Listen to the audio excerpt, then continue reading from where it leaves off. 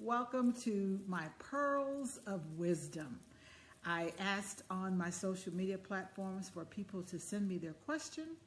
And as an inspirational speaker, author, life coach, and counselor, I believe that I have a treasure chest of stories, experiences, insights, strategies, prayer, and pearls of wisdom that I could impart.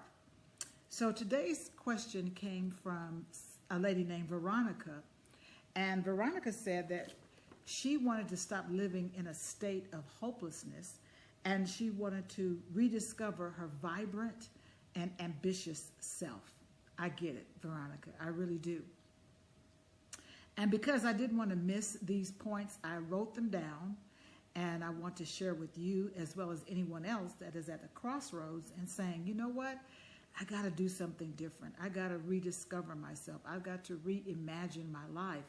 I've got to rebuild my life because I've lost my get up and go. My get up and go just got up and went.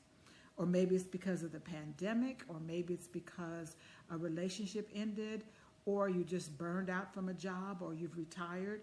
I believe the longer that we live, we begin to realize that we can have an opportunity to reimagine our lives and do something totally different. So these are just some suggestions that I'd like to offer my audience today in my Pearls of Wisdom series. First of all, Veronica, it's important to make connections with people. It's important that you reach out to other people and not isolate. And I know even though we're in a pandemic and it's impossible to physically connect with people, you want to connect with people by phone call, by video, by Zoom, by email, by text. Reach out to people that have something or living the life that you want to live, or they have some type of a spark that you like, I want to be a part of that, because it is contagious. Misery loves company, but also people who are on fire can help you to get on fire. So proximity is important. If you're isolating and brooding and just ruminating in your mind that it's tough, it's hard, it's impossible, I don't know what to do, you need to know that what you focus on only expands. You want to also remember that you're not starting from scratch. You're starting from experience. You've done things, you've met people, you've been places, you've had ups, you've had downs, you've made mistakes, you've had progress, you've made achievements. You have certain skills. So you're not starting from scratch, you're starting from experience, and that's a great place to rebuild again. Also, you want to not always see your situation as insurmountable, like it's just overwhelming. It's doable.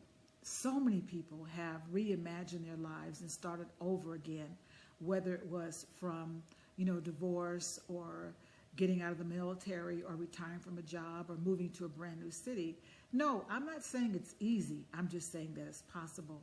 And you want to begin to see it as a possible experience and not something that is insurmountable. Like it's just no way this is going to happen.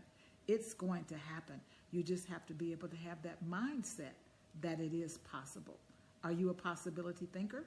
Well, I promise you, if you are, you'll begin to find opportunities, doors will start opening up. You'll have these encounters with people that will seem like an accident and seem like they're random, but because you've changed your focus and you've made up your mind that you do want to get that spark again.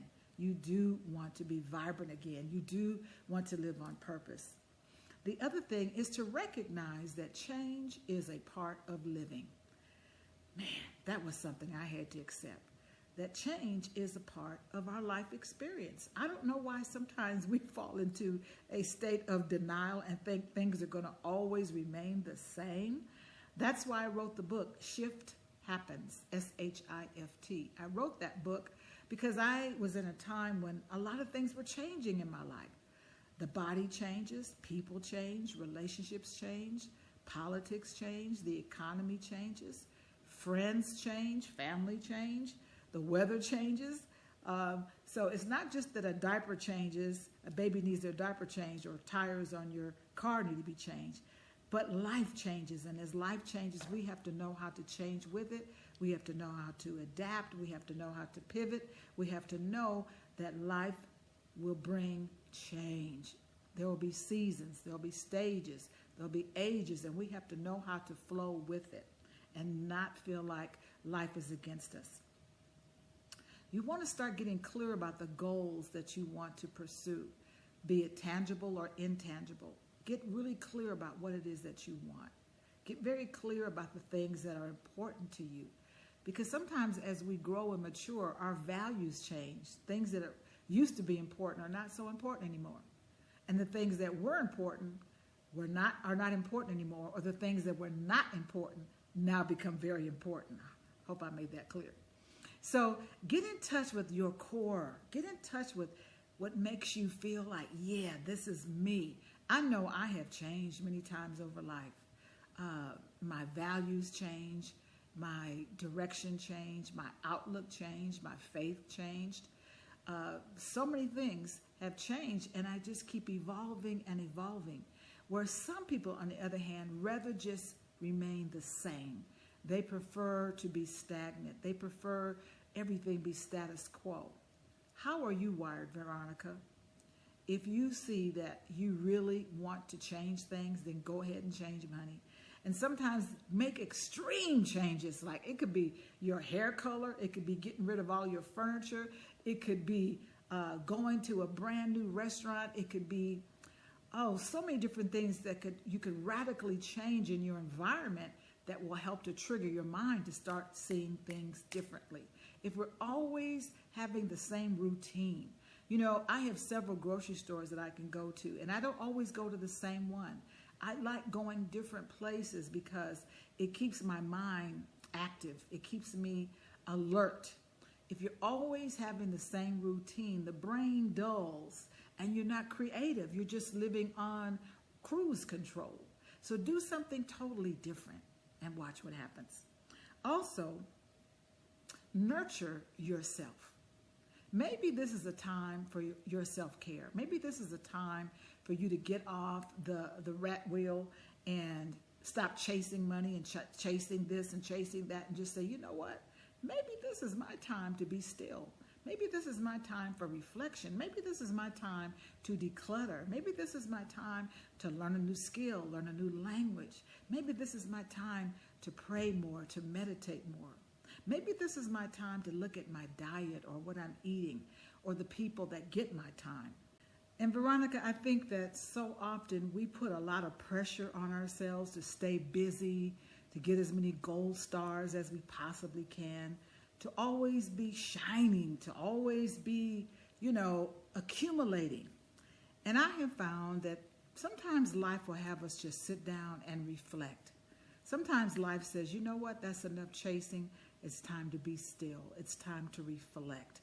It's time to stop putting so much pressure on yourself. Maybe this is your time to just regroup and to rethink your past lifestyle, your past choices, your past relationships. Maybe you're realizing that it's time to be true to yourself. Maybe you denied yourself some options before. Maybe you didn't always use your voice. Maybe there was some in the past, some people pleasing. And so now it's your time to say, you know what, it's time to do me and get in touch with that inner spark. I believe that the answer is inside of you, Veronica, what you need to do and what you know. And sometimes it's just buried so deep we're not even in touch with our own feelings, our own needs. We're not in touch with what makes us happy because we're trying to live up to other people's expectations.